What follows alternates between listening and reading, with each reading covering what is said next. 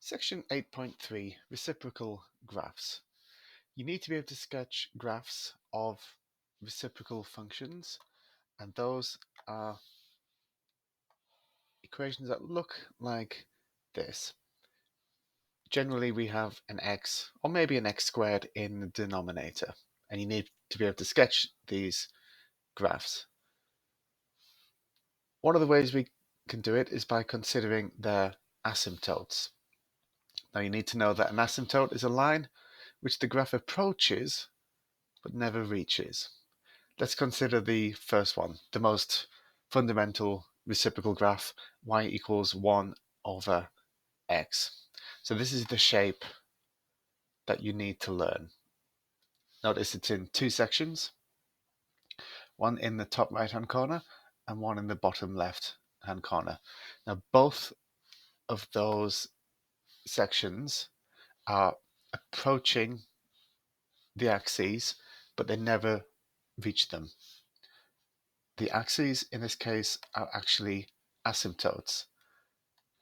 I'm going to draw the asymptotes on.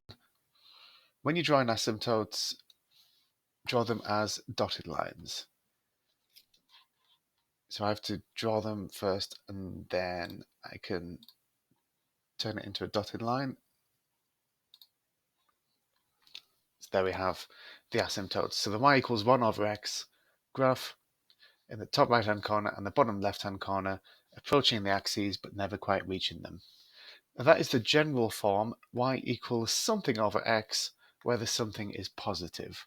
That is one that you need to memorize, the shape of that graph. Now from that you can work out the other shapes. So what if the numerator, this k, what if it was negative instead? Well, let's think about what difference would that make. We're going to get the same y values as we had before. They're just going to be negative instead of being positive. So where we used to have a positive y value on the original graph, it would now be negative, and vice versa. Where we had a negative y value, it would now become positive. So this graph gets reflected using the x-axis as a mirror, and then this is what we had. No, this is what we end up with.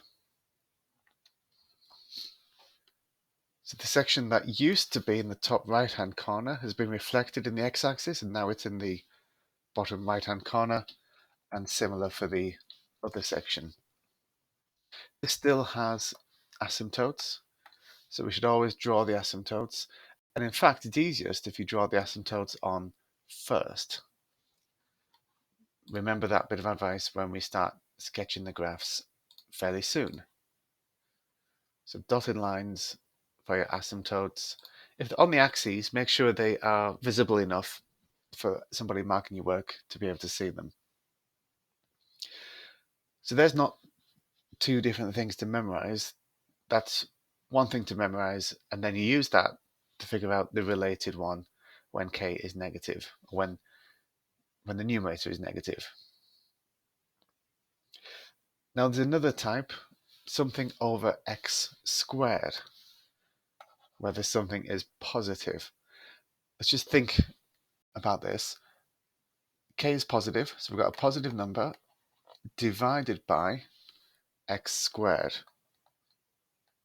Well, whether you square a positive number or a negative number, you always get the positive answer. So here this is positive divided by positive. So the answer here could only ever be positive. So all the y values on this graph are going to be positive.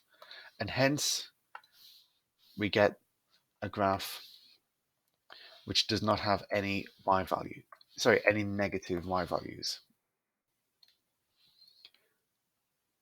So that comes from just using logic and figuring out, well, thinking about the shape of the original graph and then using it to get the shape of this one. It will grow at a slightly different rate, but generally when you're sketching it, that doesn't matter too much. And then from that we can get the final one, What if our numerator is negative? So something negative divided by x squared. In other words, negative divided by positive. You're always going to get a negative answer. So this one, all the y values are going to be negative.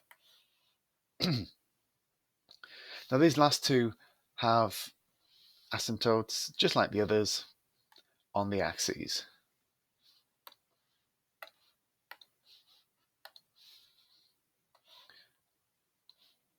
So I'm just going to draw those in and then going to move on to the little example underneath.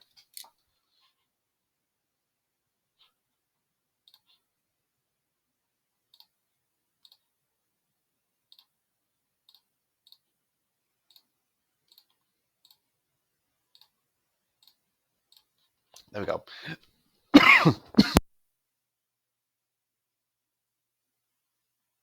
Excuse me. What do the graphs of 4 over x, minus 3 over x, and 10 over x squared look like? Well, let's scroll down now and sketch those graphs. Right, so I've drawn in my axes for A, B, and C. Well, the first graph, second graph, and the third graph. They will all have asymptotes in the same place as the original fundamental graphs. Later in the chapter, when we're looking at transformations of graphs, these asymptotes possibly move to the left or move up or right or up or down. In this particular example, they have not moved anywhere. So I recommend pausing the video for a moment, get your 3 axes drawn and your asymptotes as well. So the first graph, y equals 4 over x, that's of the type y equals something over x, where the something is positive.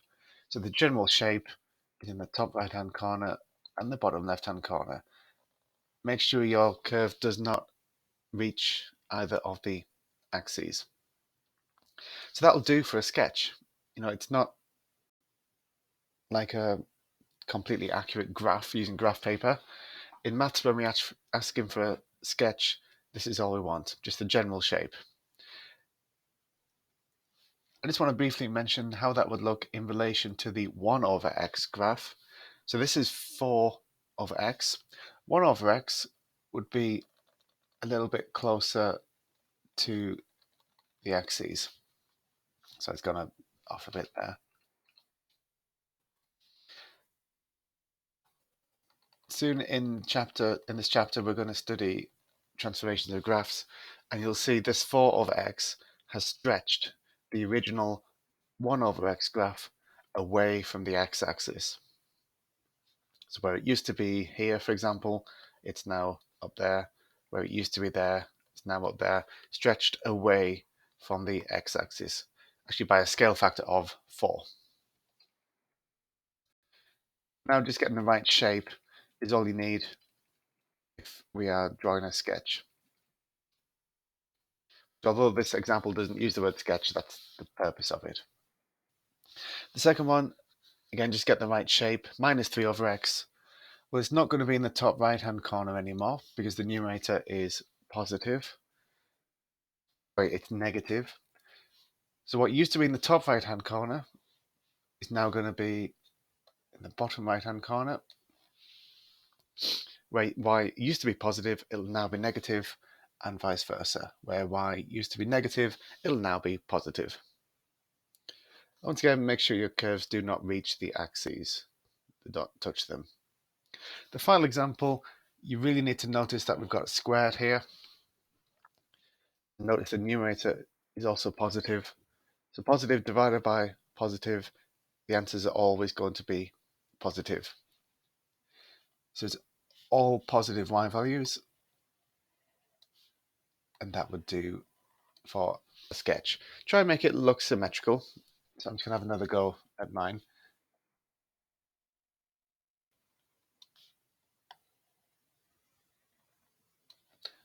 Slightly better, because it will be perfectly symmetrical. A line of symmetry in the y-axis. Let me very briefly mention these asymptotes. How come they're there? Well, let's look at all three examples we've just drawn. Think about what happens when x equals 0. If you try and put x is 0 into those three equations, then we don't get an answer. It is impossible to divide by 0. That's never going to change. That will always be true. In maths, you cannot divide by 0. There's no answer. On a calculator, it would say there's been an error. So that's why we get an asymptote when x is 0. The graph does not exist. The graph goes closer and closer and closer to x equals 0. And if you think about x equals 0, that's the y-axis. Because every single point on the y-axis has an x value of 0. Hence the reason it has the equation x equals 0. So x equals 0 is the y-axis. And all these three graphs will approach that point. So that's the vertical asymptote. What about the horizontal one? Well, if we let y equal 0, I'll do that in the first one. In the first equation, if y was 0, 0 equals 4 divided by x. And then we tried to solve this. So to get rid of the fraction, I'd multiply both sides by x. On the left, we'd have 0 times x. On the right, we'd have 4. But 0 times anything is 0. So this becomes 0 equals 4, which is utter nonsense. We know 0 is not the same as 4. The only conclusion we can come to there is that what we did at the beginning, we let y equal 0, we can't do that. So y cannot equal 0 in each of these three cases. And in fact, all the cases we've just looked at. So therefore, we get an asymptote where y is 0, and y equaling 0 is the line whose y coordinates are always 0, and that is the x-axis.